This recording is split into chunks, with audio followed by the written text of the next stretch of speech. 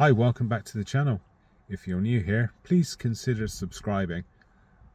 Not only the algorithm would like it, I would love it as well, because I want to get my numbers up a little bit to prove to a friend of mine that YouTube not only is beneficial to me, as it kind of makes me feel better that I can just lay my heart out to you guys, but it also proves that I can get more than 30 odd subscribers that are of similar thought. So yeah, if you could subscribe, if you like the videos, it would help. Also, if you hit the like button, it convinces the algorithm that the videos are worth watching and promotes them so other people can find them. Really helpful. So yeah, that's enough pleading from me. On with things. I'm up here today just to get away from things at home for 5 minutes. That sounds really bad. My wife's asleep at the moment, and rather than sit there staring at a computer screen, I thought I'd just come out for 10 minutes to get some fresh air and some green. It's a lovely day in the UK. Down here in the southwest, it's the clouds are there. They're masking the sun off, but there is an awful lot of blue patches of sky as well. The temperature is warm-ish, but there is a breeze, and because the sun is behind the cloud, the temperature is a little bit lower than it could be. And this kind of temperature I can just about tolerate. If it's too hot, I don't like it at all. Well, the body just stops. I don't know why. It just, I don't know, it just goes, oh, I'm going to shut down, I don't want to do anything, and I'll see you in the winter. And winter time, bang, I'm up, like, alert, moving around, no problem at all. Although I've been right from being a kid, I used to go out as a kid when it used to snow, prior to major effects of global warming. We used to get lots of snow in the winter. I can't remember the last time it snowed now. It must have been about 4 or maybe 5 years ago, maybe 6 years ago. But anyway, I used to go out as a kid in t-shirts and jeans, just, you know, not feel the cold.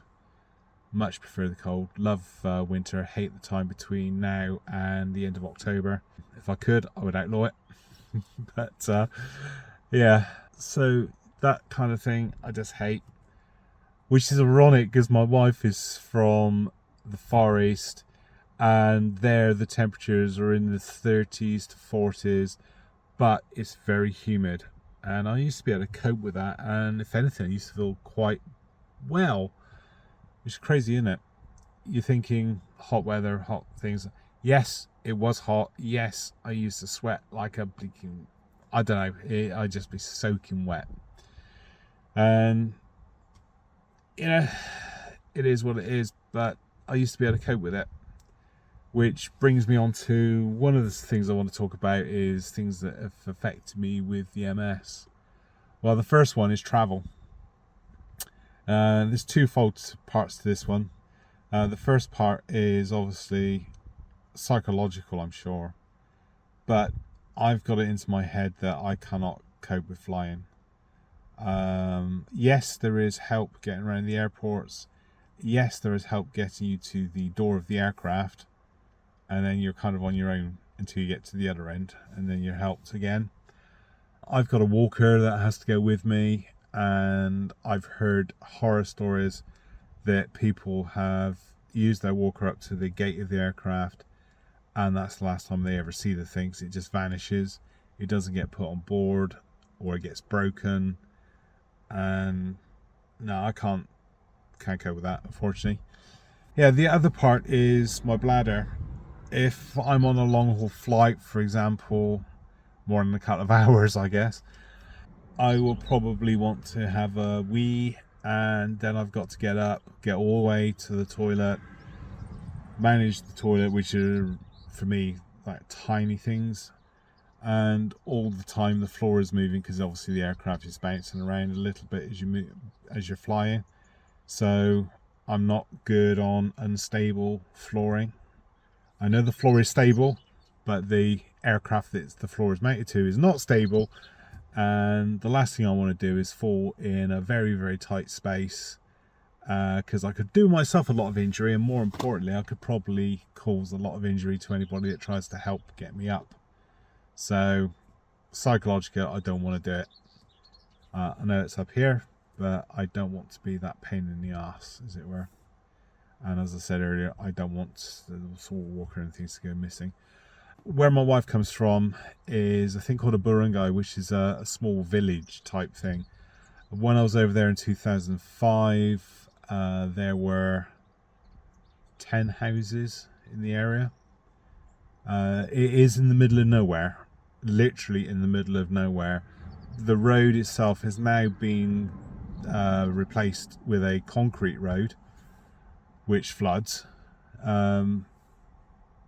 But before that, there was like compacted mud and stone and gravel and things. It's changed an awful lot since I first went there in the 90s. Obviously prior to me being diagnosed with MS, but you know, it was crazy. Absolutely wonderful place. Love the place to pieces. The environment is great. The people are fantastic. But I don't think I'll ever be able to get back to there, because I'm just not going to be able to get on an airplane. And unfortunately, when I am there, the terrain isn't great, and I will probably end up face planting myself at least 3, maybe 4 times easily. Give you some idea of what it was like when I first went there. Back in 1990, I went there first.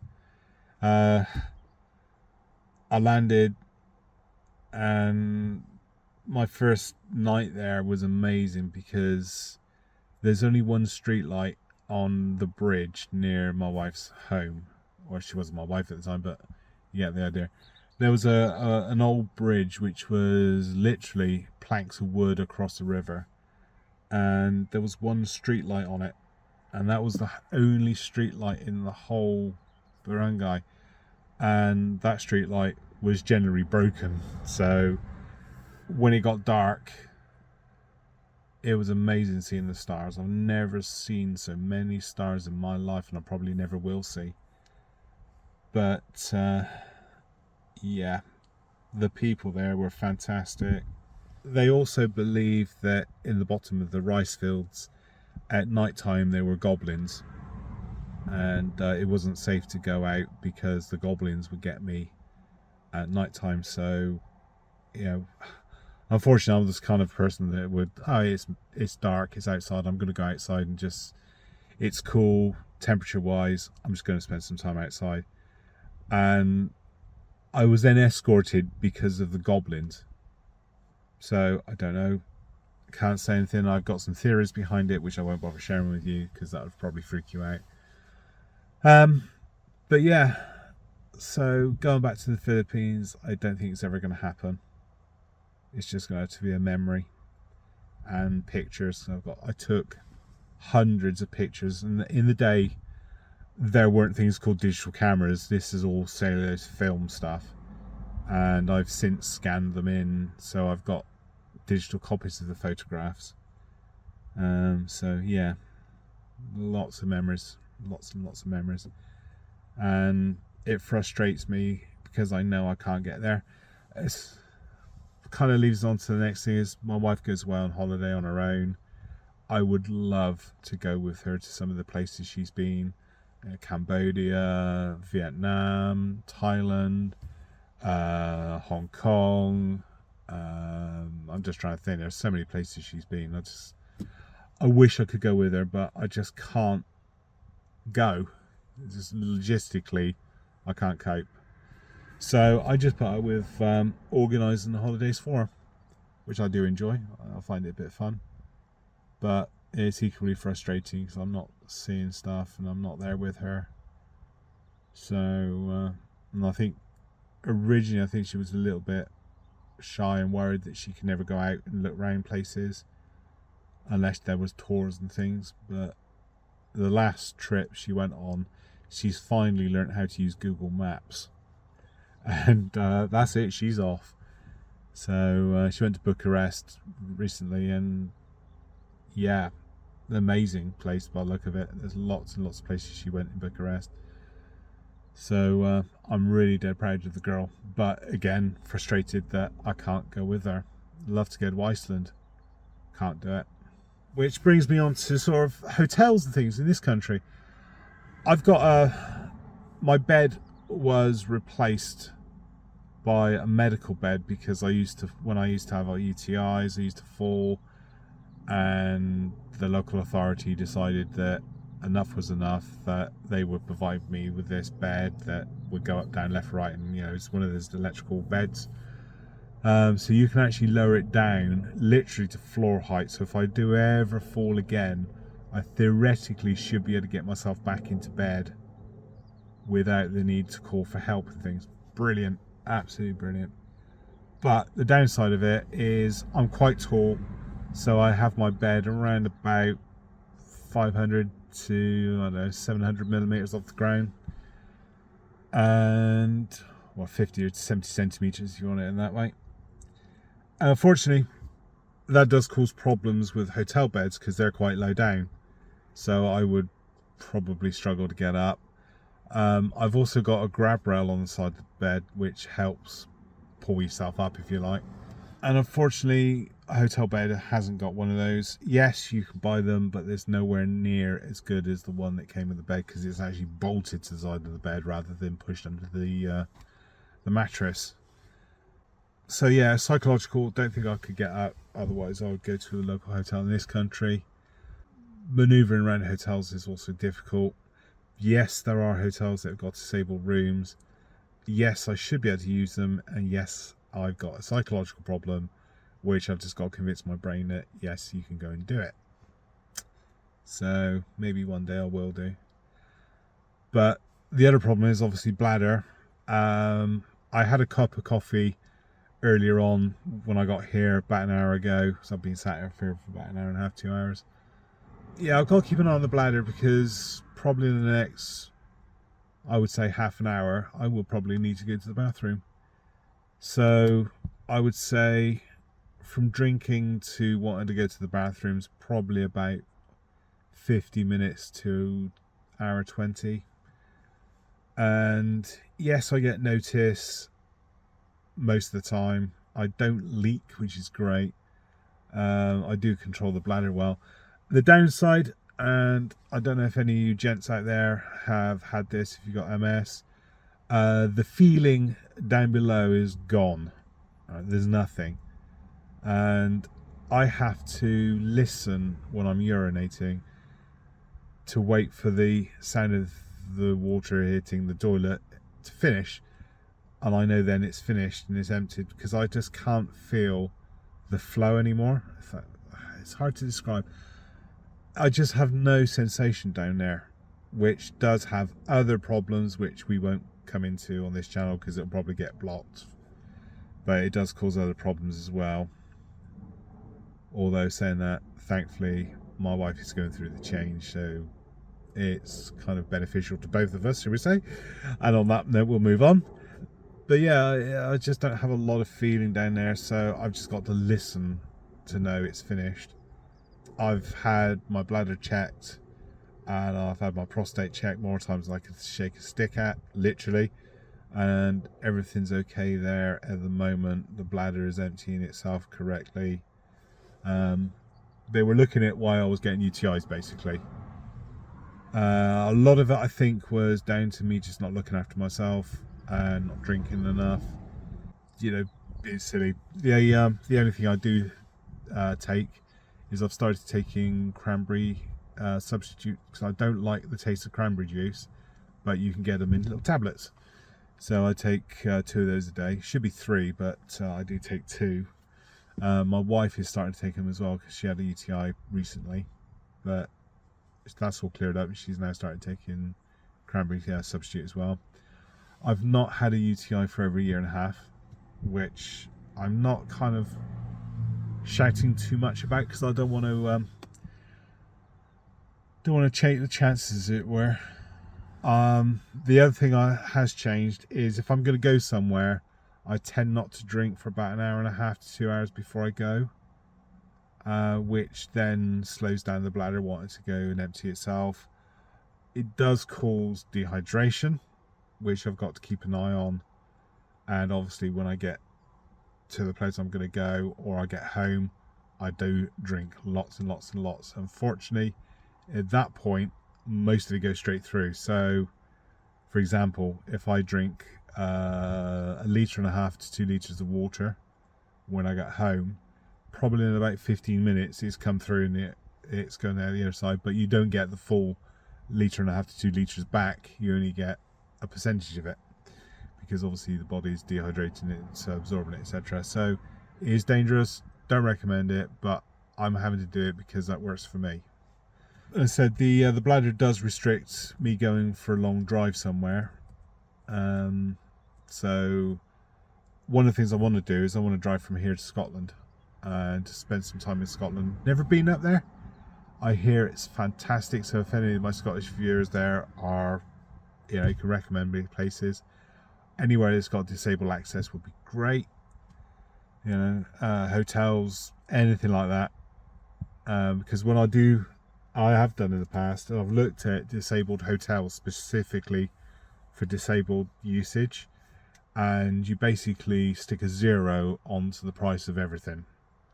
But that seems to be true for everything. You mention the word disabled on it and they stick a 0 onto the price of everything. If I could, I'd love to go to Scotland. I'm gonna have to plan that one, because obviously I need to know where all the service stations are on the way up, just in case, should we say. And I can guarantee you that I will be doing all the driving, because my wife would not want to drive that far. I said to her about sharing the drive. We both drive, and she's got her own car and everything else like that. And I said, we can share the driving, and the answer was no. So, yeah, a lot of planning. The other problem I do find, which is a bit frustrating for me, is I like doing radio things. Up till 2017, between, oh God, when did we start? 92, 93, 94. Around about 1994, we started doing radio contests, myself and my friend. And between there and 2017, when we stopped, we'd gone from being poor at it to poor but in the top 7 to 10 in the UK and in fact worldwide. So yeah, we were good at doing it. We used to go to a place called Shropshire, Brankley Hill. It's in the middle of nowhere. The summit's 1,700 meters, which is high for us. And I used to be able to carry the mast, do everything, set stuff up, put the tent up, you know, repair the generator. In the middle of the night, generator breakdown, which it has done, I fixed it holding a torch over my head so I could see what I was doing, you know. Now, couldn't do it. Really couldn't do it. I said, used to be a service engineer, used to fix printers, PCs and carry them all around the place. It then got to a point where if I needed to carry something, I had to put it onto a trolley to move it, which is helpful. Didn't think much of it at the time, but I'm glad I was made redundant when I was made redundant, because if I was still doing the job now, I wouldn't be able to do it, because it's just, I've got no strength in my hands. Having a cup of coffee here earlier on, and I don't know if it will show, I don't know if you can see the stain. I was just drinking said coffee, and this hand just goes and spasms. It just squeezes. It's sort of like the grip of death. It sort of goes, "Argh." And at that point, the coffee decided it didn't want to be in the cup anymore, because the cup got smaller, and literally just went all over me and over the side of the car. So primarily doing the video, I've had to stop, wipe everything up, clean it up, and I'm just left with a very stained t-shirt. So my wife is going to kill me when I get home, because it was cleaned on this morning and it looks, I don't know, it just looks awful. The other problem I've got is quite the opposite. So I've got this hand has got 2 modes. It'll either, sorry, 3 modes. It'll either be normal, super tight grip, or just suddenly go and let go. This hand, no strength at all in it, and it just goes a lot. It just opens up and lets go. So for example, Friday just gone, I was at the radio club and I dropped my glasses, a pen, my glasses case, a cable, what else? Almost dropped the glass I was drinking from. Nearly dropped that, but I didn't. At home, if I'm using a knife, I drop it. If I'm using a pen, drop it. If I'm doing new screws or anything, I drop them. It's just dropping things, and I blame Newton like I do for when I fall. If he had not invented gravity, then everything would be good. So it's all Newton's fault. So that aside, yeah. What else is things have changed for me? Memory, absolutely awful. I was, oh god, how many is this? This is probably the 7th go at making this video. I started recording it and I've got to a point where I wanted to say subscribe and I couldn't think of the word, and then I could think of the word but what I was saying was not the word, and it was stop, start again, stop, start again, stop, start again. So that's why I say, if you're new to the channel, please subscribe, hit the like button as well, hit the bell if you want to know when I actually post stuff, and as some of the other guys here will tell you, it's not that often. So yeah, memory bad. I also have a short fuse, which I didn't used to have. I used to be able to tolerate things immensely. As an example, one of my students, I used to teach radio at the radio club. One of my students was quite difficult learning. Nothing against the guy. And I spent over 2 years working with him to get him through the exam. And I'm pleased to say he did it. He did the exam himself. He got the required marks and he's now licensed. You know, he keeps telling me that it's all down to me. No, I pointed him in the right direction. I encouraged him and I said, you know, you can do this kind of thing. And he went away and did it. Great. Now I've had to give up teaching because I don't have the patience for it. I find things very frustrating. Which I did, like I said, didn't used to. Used to teach at a technical college, and again, spent time teaching people different methods, analogies, and all sorts of things, just to get the message across to them, and generally they would get it eventually. Now I would find that really frustrating. I also lose the temper with myself. So recently I've been writing some code. I'm not a programmer. I dabble and I can usually get things working-ish. For example, I wrote some software some time ago. There's over 11,000 lines of code. All right. Now, a friend of mine who is a programmer could actually write exactly the same amount of code in probably 200 lines. That's how bad a programmer I am, but at the end of the day, it still worked. So that was a bonus. But at the moment, I'm trying to program something very simple, and I can't remember how to do it because my memory, and I'm getting frustrated at myself. So that's one of the reasons why I've come out today. Is just like, I'm going to walk away from it to let my mind float, and we'll go back and have a go. Hopefully, it might work. I doubt it, but so yeah, short-tempered, short fuse. I have also had to perfect the art of apology to my wife as well, because again, short fuse, sometimes even the simplest thing will make me get snappy. I would never ever ever hurt that girl physically or hopefully mentally or anything like that. She doesn't deserve anything bad. She's such a lovely girl. So, you know, I've told her if I ever do anything to hurt her, there's enough money in the account for an airline ticket. Just go home and stay there, because I don't deserve you here, kind of thing. So, she's aware of that, and you know, there's no way, no way. But I do get snappy with her, and I have to apologize over and over and over again for being snappy. I have been known to get snappy enough to walk out of the house, get in my car, go for a drive, go back home about 2 hours later, just to get away from the situation. So yeah, I'm not proud of it, and that's something that's changed in me as well, is this short-temperedness, and that kind of bugs me. Yeah, the only other thing that does bug me really is people who are close to me, friends and things, will come up to me and say, have you seen this piece of research? Do you think you're eligible for that? Do you think you can have this? Do you think you can have that? Blah, blah, blah, blah.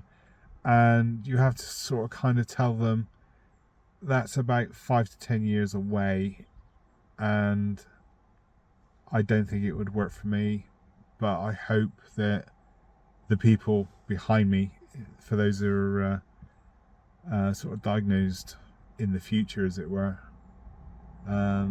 they find solutions and make life easier for everybody. I'm happy that some of the meds I've got are available to me, which I'm grateful for, and they do seem to be slowing things down. I do wonder if it's just a placebo effect, and would I have still been stable if I wasn't on the medication? Personally, I don't want to find out. I believe it's working, and I'm going to stay with that belief. But it does annoy me when they come up and say, oh, have you seen this? Have you seen that? There's a cure now to do this. There's a cure now to do that. And you have to sort of gently point out to them that it's still not gone through trials at the moment. Yes, it's there. Yes, it's a step forward, but it hasn't gone to trial. And we're talking 5 to 10 years time before it's going to be in the market and things.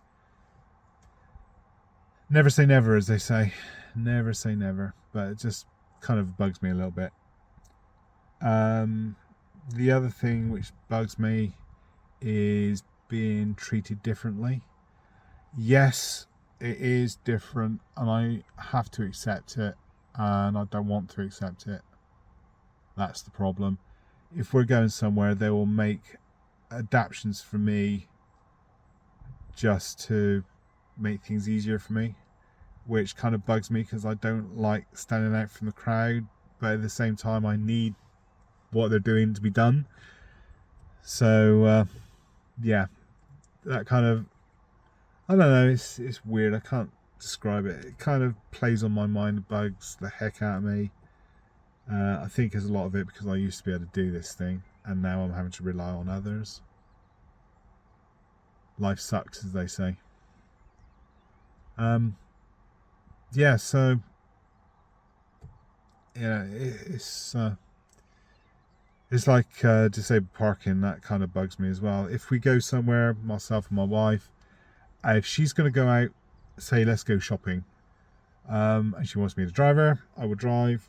I'll drop her off and I'll go and park in a parking space, an ordinary parking space, because I'm not getting out of the car.